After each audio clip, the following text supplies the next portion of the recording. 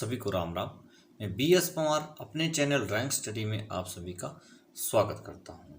अभी तक हम जो है वो राजस्थानी शैली पढ़ रहे थे। इससे पहले हमने पार्टी शैली भी पढ़ी है, पर अभी फिलहाल हम पढ़ रहे थे और राजस्थानियाँ और उसके कौन कौन सी शैलियाँ उसके अंदर आती है, जैसे मेवाड़ शैली है, मारवाड़ा शैली है, हड़प्पी शैली है, ढूंढारी शैली है, और इनकी उप शैलियाँ कौन कौन सी है वो भी सारी हमने जो है वो इससे पहले पढ़ी है। तो जिन्होंने वो वीडियो नहीं देखी है वो चैनल को सब्सक्राइब कर लें, बेल की घंटी को दबा दें, ऑल पर क्लिक करें ताकि आने वाली नोटिफिकेशन उनको सबसे पहले मिले, और जो पहले की वीडियो हमने बना रखी है वो भी उनको देख सकते हैं। इस वीडियो को अपने दोस्तों से शेयर करें ताकि उनको भी इसका फ़ायदा हो जो इस तरह की तैयारी कर रहे हैं। आज हमारा जो टॉपिक है वो है राजस्थानी शैली के और उसकी दूसरी जितनी भी शैलियाँ है, राजस्थानी शैली के अंदर जितनी भी शैली आती है उन सभी के एमसीक्यू के प्रश्न। वैसे तो हमने हर शैली को विस्तार से पढ़ा और उसके एमसीक्यू भी हमने पढ़े हैं, पर ये जो एमसीक्यू है ये आपने नहीं पढ़े हैं, और ये जो एमसीक्यू है हमने सभी जो जितनी भी आपकी शैलियाँ हैं उनसे लिए हैं, कुछ थोड़े थोड़े करके। तो ये 30-35 क्वेश्चन हमारा आज इसमें क्लियर हो जाएगा यदि आप ढंग से इस वीडियो को देखेंगे और ढंग से जो ना ये प्रश्न आप अपने पास नोट करते हैं। तो 33 प्रश्न आज हम इसमें जो है वो पढ़ने वाले हैं और इनको सीखने वाले हैं, और यदि आपने कर लिए तो बहुत फ़ायदा आपको हो सकता है इसका कमीशन के लिए। तो चलो देरी ना करते हुए शुरू करते हैं। आज का हमारा टॉपिक है राजस्थानी शैली और उसकी उपशैलियों के एमसीक्यू के प्रश्न। पहला हम प्रश्न पढ़ रहे हैं कि राजस्थानी शैली किस शैली से विकसित हुई। तो राजस्थानी शैली जो है वो अपभ्रंश शैली से विकसित हुई है। ये अपभ्रंश शैली के ही एक शैली मानी जाती है। दूसरा हम इसमें पढ़ते हैं राजस्थानी शैली का दूसरा नाम क्या है। तो राजस्थानी शैली का जो है वो दूसरा नाम है राजपूत शैली, और इसे जो है वो हिंदू शैली भी कहते हैं। और जो राजपूत शैली है ये नाम इसको किसने दिया था, तो वो कौन कौन से कलाकार थे, वो थे आनंद कुमार स्वामी, ओ.सी. गांगुली और वसील गैन। ये जो 3 कलाकार थे इन्होंने इस शैली को जो है वो राजपूत शैली का नाम दिया। तो ये भी आपने ध्यान रखना है कि कौन कौन से कलाकार थे जिन्होंने इसको राजपूत शैली कहा था, और ये इसको जो है ना वो हिंदू शैली भी कहते हैं। उसके लिए एक ही कलाकार थे, वो अगले प्रश्न में हम इसको क्लियर करा देते हैं आपसे। अगला हम इसमें पढ़ते हैं कि राजस्थानी शैली को हिंदू शैली नाम से किसने संबोधित किया। तो ये मैं अभी भी आपको पूछ रहा था कि ये हिंदू शैली भी इसको कहा गया था, तो ये नाम इसको जो है वो किसने दिया था, ये नाम दिया था एन.सी. मेहता। ये जो एन.सी. मेहता थे इन्होंने इस शैली को जो है वो हिंदू शैली का नाम दिया था। अगला हमारा है कि मेवाड़ शैली के प्राचीनतम उदाहरण किस ग्रंथ में मिलते हैं। तो मेवाड़ शैली है, इसके उदाहरण जो है वो किस ग्रंथ में मिलते हैं, ये नाम मैंने आपको पहले ही बताया था। इसका सही उत्तर है बी। ये जो ग्रंथ है सुपार्श्वनाथ चरित्रम, ये जो है सुपार्श्वनाथ चरित्रम जो है इसमें मेवाड़ शैली के जो उदाहरण है वो इसमें मिलते हैं। और ये जो ग्रंथ है ये लिखा और चित्रित कब किया था, 1422 और 23 में। ये उदयपुर एक जगह है, वहाँ के सीमावर्ती एरिया है एक देलवाड़ा, तो ये वहाँ पे जो है ये ग्रंथ इसकी रचना हुई है, वहाँ पे इसको लिखा गया, चित्रित किया गया है 1422 और 23 के बीच में। तो ये भी अगर इस तरह कोई प्रश्न आता है तो आपको इसका भी जानकारी होनी चाहिए। अगला हमारा है कि मेवाड़ शैली का प्रमुख केंद्र कौन सा था। तो मेवाड़ शैली का जो है प्रमुख केंद्र था उदयपुर। उदयपुर जो है वो मेवाड़ शैली का प्रमुख केंद्र था। उससे अगला हमारा है कि मेवाड़ शैली में चित्रित आर्ष रामायण के चित्र किसने बनाए। ये आर्ष रामायण के चित्र बने थे, मेवाड़ शैली में ये बने थे। तो ये किसने बनाए थे, किस कलाकार ने, किस शासन में, कब ये बने थे। इसका सही उत्तर है सी, मनोहर व सहाबुद्दीन। मनोहर सहाबुद्दीन ने जो ये बनाए थे, और ये कब बने थे, 1649 से लेकर के 1653 के मध्य में जो है ये चित्रित हुए थे। ये सन भी आप जो है वो याद कर सकते हैं, इसको भी आप लिख सकते हैं अपने पास। अगला इसमें है मेवाड़ शैली में महाराणा जय सिंह के समय में चित्रित भागवत पुराण का प्रसिद्ध चित्र गोवर्धन धारण कहाँ संग्रहित है? तो ये जो चित्र है कहाँ पे संग्रहित है और किसके टाइम का ये मेवाड़ शैली का है और महाराणा जय सिंह के समय का है। तो ये जो है वो कहाँ पे चित्रित है, कहाँ पे संग्रहित है? ये चित्र जो है ये कहाँ पर है? ये है ऑप्शन नंबर डी, भारत कला भवन वाराणसी। ये भारत कला भवन जो है वो वाराणसी में है। ये महाराणा जय सिंह के समय का 1680 से 1698 के बीच का इसके समय माना जाता है कि उस समय जो ये चित्रित किया गया था। ये चित्र जो है उस समय का बनाया हुआ है। तो अगला हम इसमें पढ़ते हैं, मारवाड़ शैली में नाथ संप्रदाय संबंधी विषयों को किसने चित्रित करवाया? तो ये नाथ द्वार संप्रदाय है और मारवाड़ शैली में जो है ये चित्रण हुआ था और ये किसने करवाया था? ये इसमें जो है वो 4 ऑप्शन हमें दिए गए हैं और इसका सही उत्तर जो है वो है ए, महाराजा मान सिंह जो थे इन्होंने इसको जो है वो चित्रित करवाया था। एक नई जो परंपरा इन्होंने चलाई थी, नाथ संप्रदाय से संबंधित जो विषय थे ये इन्होंने यहाँ पे चित्रित करवाए थे। अगला है कि राजस्थानी चित्रकला में रुकनुद्दीन तथा शाहदीन किस शैली के चित्रकार थे? तो ये मैंने पहले भी बताया था कि जो रुकनुद्दीन था ये शाहदीन के पिताजी थे। मतलब ये आपस में जो इनका रिश्ता है वो बाप पुत्र का था। रुकनुद्दीन पिता था और शाहदीन उसका बेटा था। और ये जो है वो किस शैली के जो चित्रकार थे ये जो है आपको जानना बहुत जरूरी है और इसका सही उत्तर है बीकानेर। बी जो ऑप्शन है इसका ये सही है। ये जो कलाकार थे ये किसके शासन में थे ये भी तो पूछा जा सकता है कि किसके शासन में जो है कार्य करते चित्रकारी करते थे। ये थे महाराजा अनूप सिंह।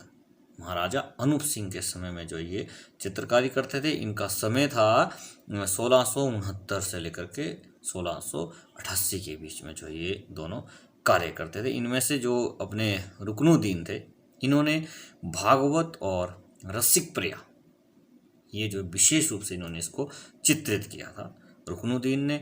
और जो इसके पुत्र थे शहाबुद्दीन जो थे इन्होंने गोवर्धन धारण श्री कृष्ण का जो है बहुत सुंदर चित्र इन्होंने बनाया था। शाहदीन जो थे ये इन्होंने गोवर्धन धारण भगवान श्री कृष्ण का चित्र बनाया था और रुकनुद्दीन ने जो है भागवत व रसिक प्रिया का जो है वो चित्रण इन्होंने किया था। मुख्य रूप से ये किया था, वैसे तो बहुत सारे चित्र इन्होंने बनाए थे और ये महाराजा अनूप सिंह के समय के जो ये चित्रकार रहे। अगला हम पढ़ते हैं कि मुगल व दक्षिण कलमों का सम्मिश्रण किस शैली में देखने को मिलता है? तो ये जो हमारा प्रश्न है इसका सही उत्तर क्या है? इसका सही उत्तर है ए, बीकानेर चित्र शैली जो है ये 2 शैलियों से मिलकर बनी थी, मुगल शैली और दक्षिण शैली। जो हमने विस्तार से पढ़ा था तो उसमें भी हमने ये चीज़ पढ़ी थी कि जो बीकानेर शैली 2 शैलियों से बनी, मुगल और दक्षिण शैली से जो ये शैली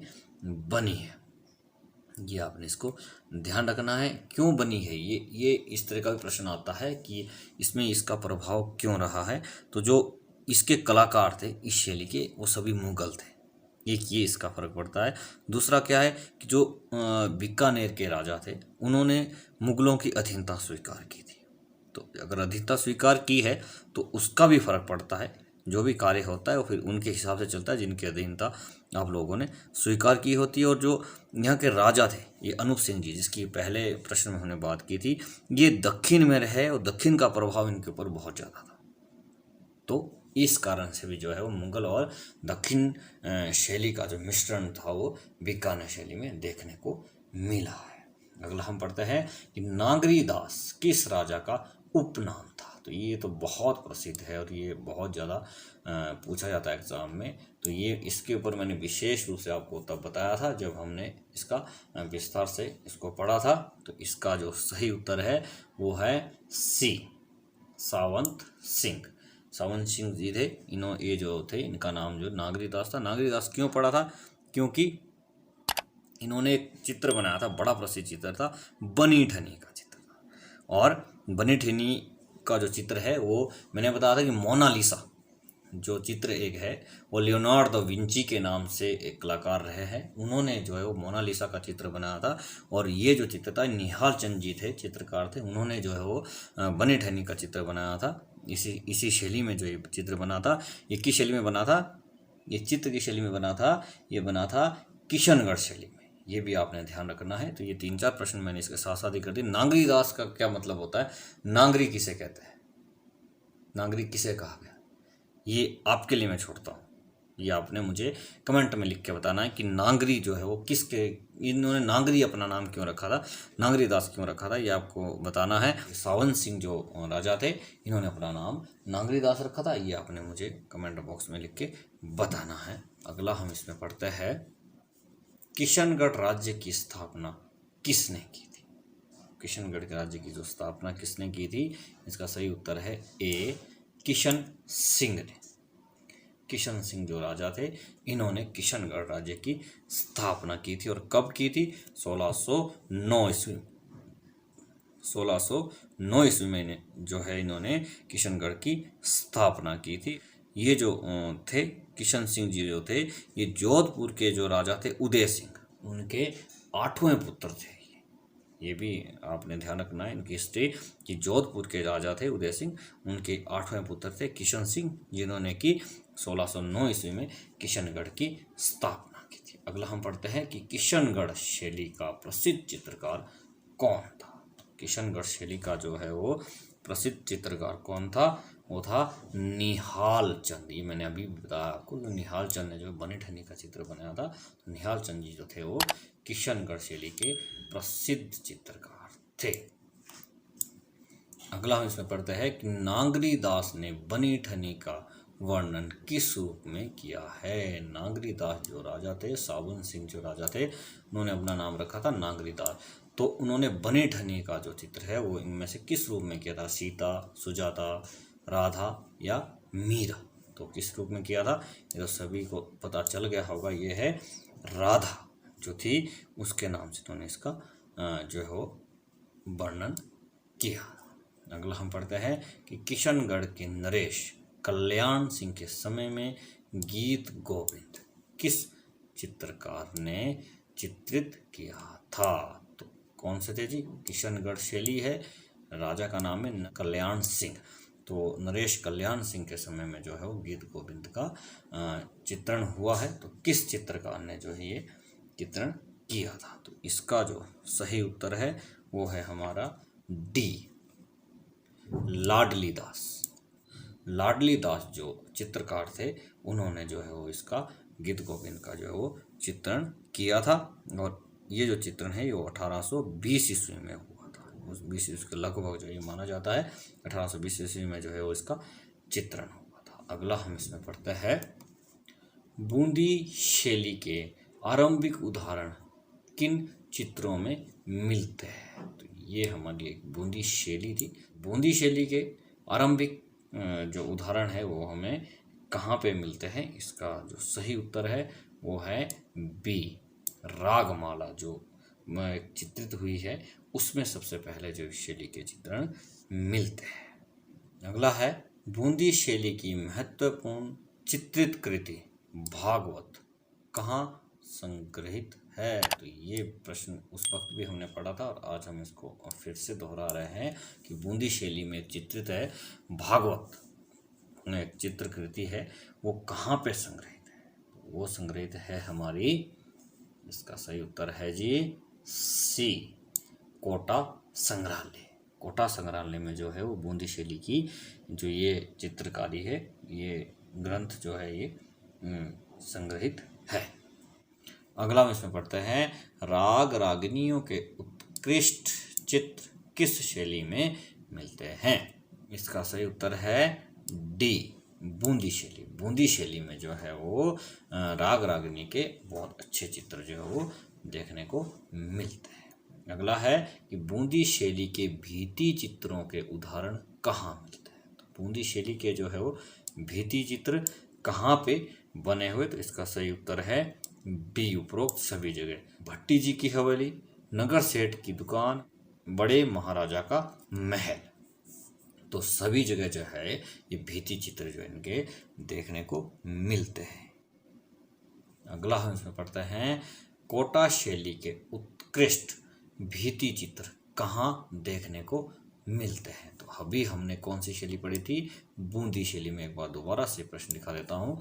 बूंदी शैली जो है अभी हमने पढ़ी थी, इसके भित्ति चित्र जो इन सभी जगह देखने को मिलते हैं। इसके अलावा भी इनके चित्र देखने को मिलते हैं, जैसे सूरज की हवेली है और बहुत सारी बावड़ियाँ वहाँ बनी हुई, उनके भित्ति चित्र जो है देखने को मिलते हैं। ये अगला हम पढ़ रहे हैं, कोटा शैली के उत्कृष्ट भित्ति चित्र। इनमें आपने डिफरेंस करना है, तो तभी मैंने ऊपर वाला प्रश्न को दोबारा से शो किया है। तो इसका सही उत्तर है ए, देवता जी की हवेली। इसमें जो देवता जी की हवेली में जो है वो इसके भित्ति चित्र जो देखने को मिलते हैं कोटा शैली के। इससे अगला हम पढ़ते हैं, कोटा शैली को स्वतंत्र अस्तित्व देने का श्रेय किसको जाता है। तो कोटा शैली को बिल्कुल फ्री करके जो है बनाने का श्रेय किसको जाता है। तो ये जो है हमारे राजा राम सिंह जो थे, इन्होंने जो है इस शैली को जो है वो स्वतंत्र अस्तित्व इसको प्रदान किया था। और ये जो राजा थे ये कब के बने हुए थे, इनका शासनकाल था 1687 से 1707 के बीच में जो है इन्होंने इसको स्वतंत्र अस्तित्व दिया था। और इनके जो चित्र है, कुछ चित्र इनके नगरपालिका संग्रहालय इलाहाबाद में संग्रहित है। इनके जो चित्र है वो नगरपालिका इलाहाबाद में भी संग्रहित है। अगला इसमें प्रश्न है कि कोटा शैली में शिकार के दृश्यों का चित्रण किसके समय में सर्वाधिक हुआ है। तो कोटा शैली है, ध्यान रखना है, चित्र कौन से है, शिकार के दृश्य। तो ये किसके समय में जो है वो सबसे ज़्यादा हुए थे, ये हुए थे उमेद सिंह के समय में। जो उमेद सिंह राजा थे, इनका शासनकाल 1771 से 1820 के बीच में रहा है। तो इस शिकार के बड़े शौकीन थे, तो इन्होंने जो हो इस तरह के चित्र अपने चित्रकारों से बनवाए थे। अगला हम इसमें पढ़ते हैं,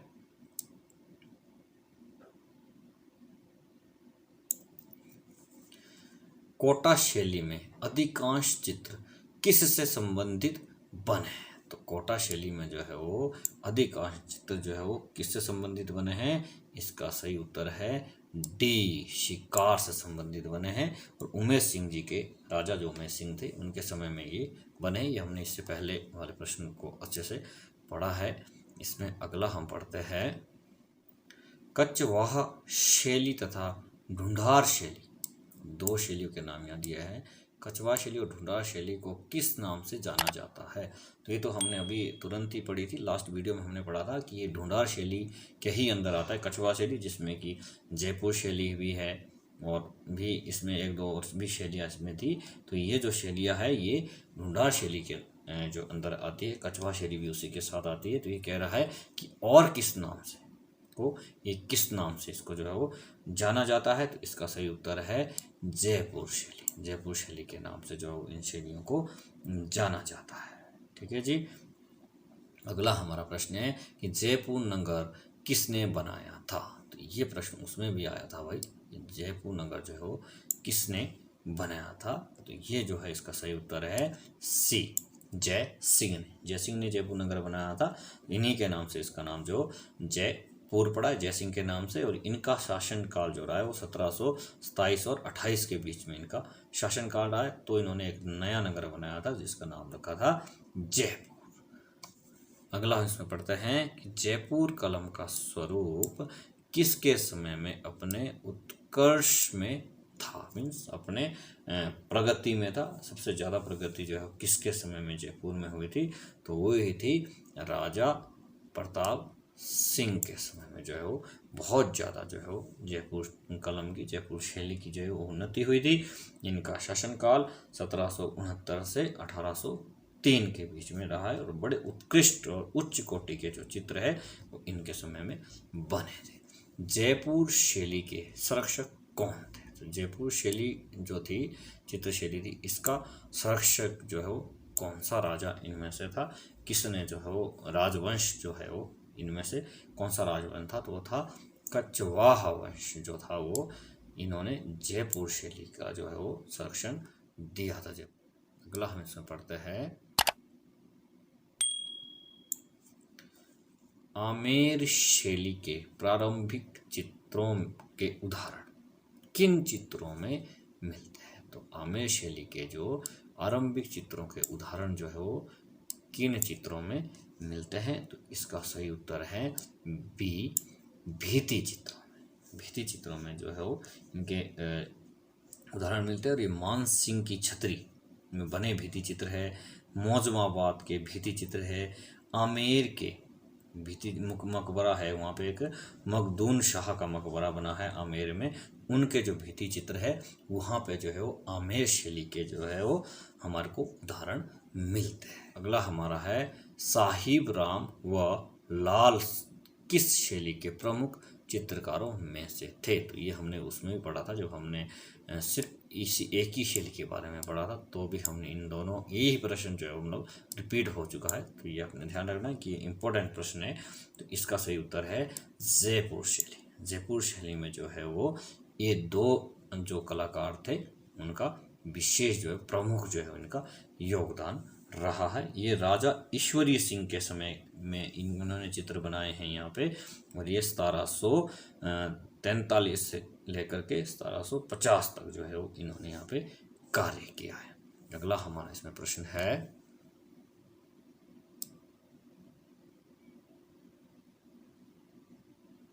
अलवर के राजाओं में सर्वाधिक कला प्रेमी राजा कौन हुए? तो अलवर एक राज्य रहा है, वहाँ के राजाओं में कला प्रेमी राजा कौन रहा है? तो वो थे विनय सिंह। इनके बारे में हमने पहले पढ़ा है। विनय सिंह जो थे वो अलवर शैली के कला प्रेमी राजाओं में इनका नाम जो गिना जाता है। बड़े उस दौरान चित्र बने, और विनय सिंह के समय में सबसे बड़ा एक चित्र बना है वो एक स्क्रॉल, मैंने आपको बताया था 90 मीटर लंबा एक स्क्रॉल बना था, और किस चीज़ का था?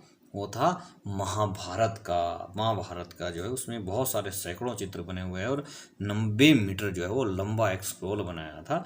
तो ये राजा विनय सिंह के समय में हुआ था। यदि आपको रिमाइंड आ रहा है तो बहुत अच्छी बात है, क्योंकि उस समय हमने इसको पढ़ा था।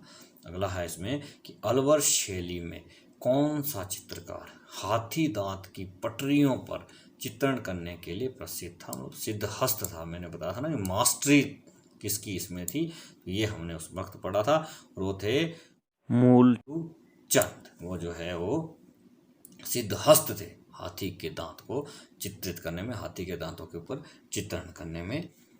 अगला हमारा इसमें है कि किस शैली की महान देन पिछवाई चित्रण है? तो ये पहले भी हमने पढ़ा था पिछवाई चित्रण के बारे में।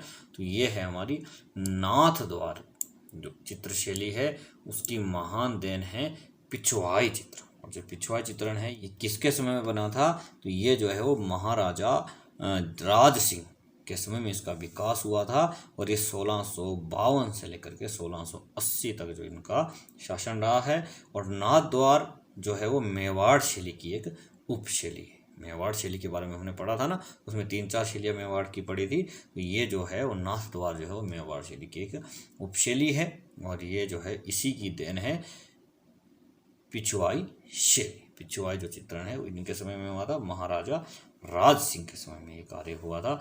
अगला हमारा इसमें प्रश्न है कि चित्रित स्क्रॉल, ये देखो अभी भी पढ़ा था हमने, बनाने की विशेष प्रवृत्ति किस शैली में रही है? तो ये किस शैली में रही है? इससे पहले भी तुरंत हमने जो ये पढ़ा था, ये रही है अलवर शैली में। अलवर शैली में जो है ये रही है महाराजा विनय सिंह के समय, मैंने अभी आपको बताया भी था। विनय सिंह के समय में ये जो है वो चित्रण हुआ है। 1815 से 58 के समय में जो है ये कार्य इसमें हुआ है। ठीक है जी। और इसमें जो है ना महाभारत का जो मैंने बताया था ना कि 90 मीटर लंबा एक स्क्रॉल इसमें बनाया गया। तो ये हमारे आज के प्रश्न थे। यदि आपको वीडियो पसंद आया है तो वीडियो को लाइक करें, चैनल को सब्सक्राइब करें, और अपने दोस्तों तक इसको शेयर करें, ताकि ज़्यादा से ज़्यादा जो लोग हैं इस वीडियो का फ़ायदा उठा सके और उनको कमीशन में जो ये काम आए। Thanks for watching my channel drawing.